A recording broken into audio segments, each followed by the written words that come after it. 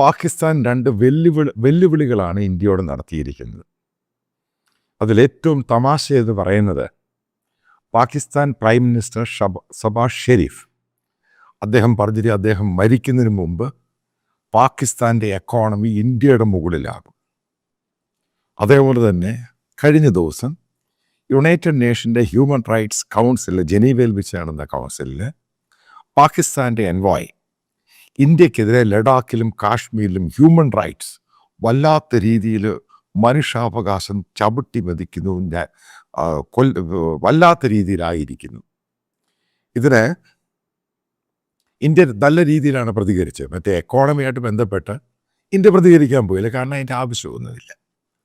അപ്പോൾ പല കേരളത്തിലെ സുഡാപ്പിസ്റ്റുകൾ, അതായത് മിനി പാകിസ്ഥാൻകാർ, ഇതൊക്കെ സ്വപ്നം കണ്ട് കഴിയുന്ന സാധനങ്ങളാണ്.